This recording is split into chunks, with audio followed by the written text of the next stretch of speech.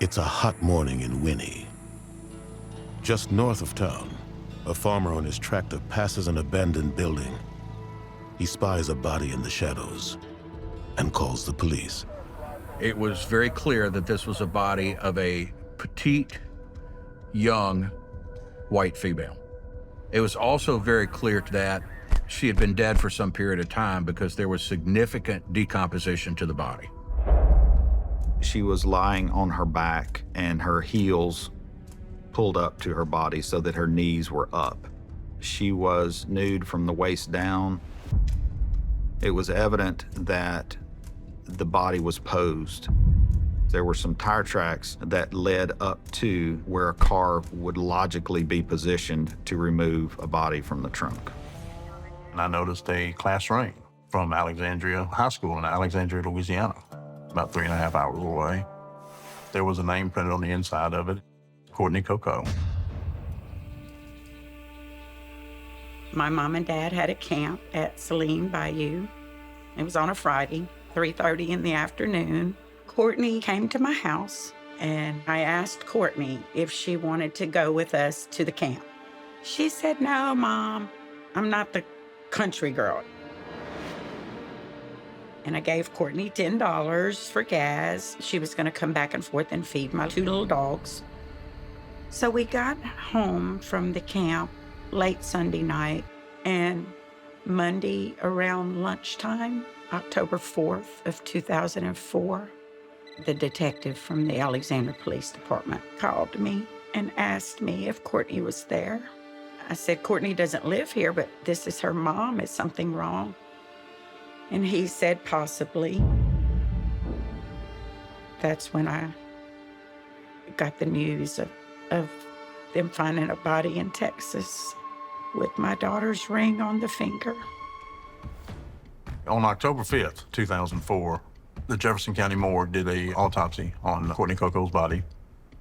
Dr. Brown had reported that he thought the cause of death was asphyxiation, that she had been smothered.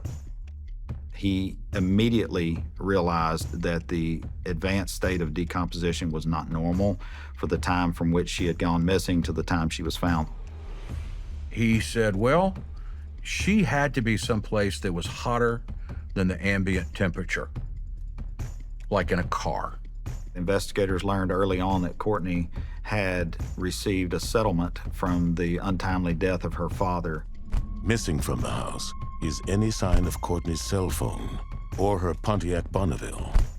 Detectives notice something else is missing. What we did not find was evidence of forced entry. What that means is that she let the person into the house. It's somebody she knew. More than 200 miles away from Bayou country, someone is using Courtney's cell phone in a place where she has no known connections. Houston, Texas. It was traced to an apartment in Allen Parkway. Allen Parkway Drive was in the 4th Ward of Houston, which is a pretty low-income government housing neighborhood, high crime. And when we knocked on the door, a lady answered the door, and we told her who we were, why we were there, and a 15-year-old male tried to dart out the back door, but the door was locked. He couldn't get it open, and we were able to get through the front door and get him and grab a hold of him before he got out. He had the phone in his possession. When we told him who the phone belonged to and what happened, his jaw dropped and his pupils dilated. He said that he had just bought it from somebody off the street, somebody named Tree and Red. Another tip that went nowhere. The pace of the investigation slows, like the winding waters of a bayou, and the case goes cold. Hello, everybody, and welcome to this episode of Real Life, Real Crime, the podcast. And as always, I'm your host, Woody Overton. I served over 20 years in law enforcement. I kind of made my bones off of solving cold cases, and that morphed into investigative consultant. The podcast got started totally by accident. I pretty much called Woody and I begged him to please help me. When I sat down with her and listened to her pain, it just broke my heart. I said, I'm gonna solve this case or I'm gonna die trying. This case is 15 years old now, and I do not think it can be solved. I know it can't be solved without the help of the public.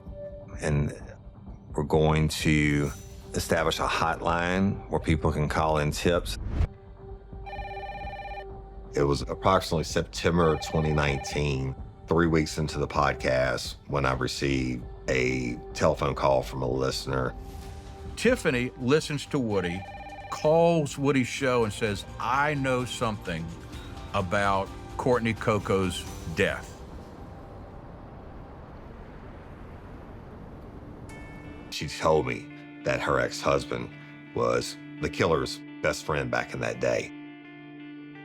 Her ex-husband, his name was Seamus. Seamus! Say hey to my mom. Hey, Mom. I asked Tiffany to do the recording of Seamus. I said, what if it was one of your kids? What would you do?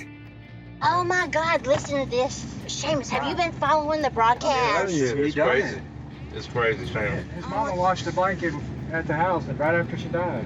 Anthony did that. But why would he do it though? What was the cause of that I don't know, but he killed Courtney.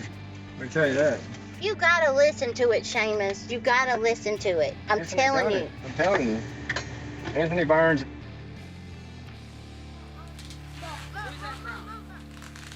David Anthony Burns was Courtney's sister's fiance. When I first heard the recording, was like, holy smokes. Woody turns over the recording to the Alexandria police. Investigators comb through the list of tips reported over the past 15 years.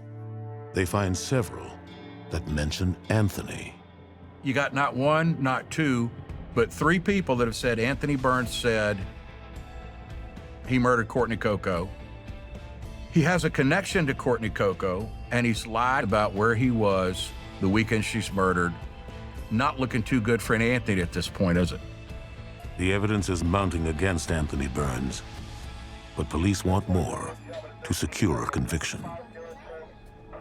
Detective Tanner Dryden went back and combed meticulously through all of the leads that came in. He found a witness by the name of Jude Wilson. The night before the body was discovered, Jude's on the road, which has the abandoned house where Courtney's body was found.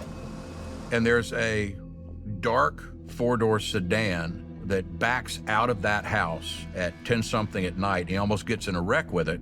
He went in to report this at Chambers County Sheriff's Office like the next day, and it got lost in an investigation. Jude is contacted by Tanner, 16 years after this occurs? And Jude said, oh yeah, I remember it like it was yesterday. Turn at the exit to go to I-10 off of 1406 before you get to the bridge.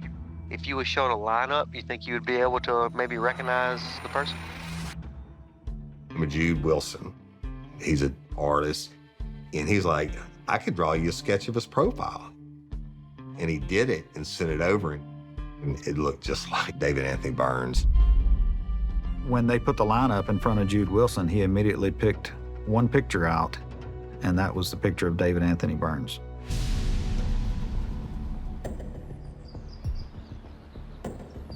Anthony Burns pled not guilty to the murder of Courtney Coco. The jury leaves for deliberations. In a surprising move, the 12 members return in just over an hour. The jury came back with a unanimous verdict of guilty for David Anthony Burns for second-degree murder and the death of Courtney Coco. Anthony Burns was dutifully convicted and tossed into Angola for the rest of his life.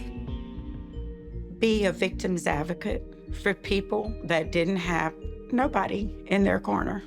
I do it because Courtney pushes me forward to keep going. And I feel like with me helping others, that her death wasn't in vain. Because that's what she wanted to do, was help others.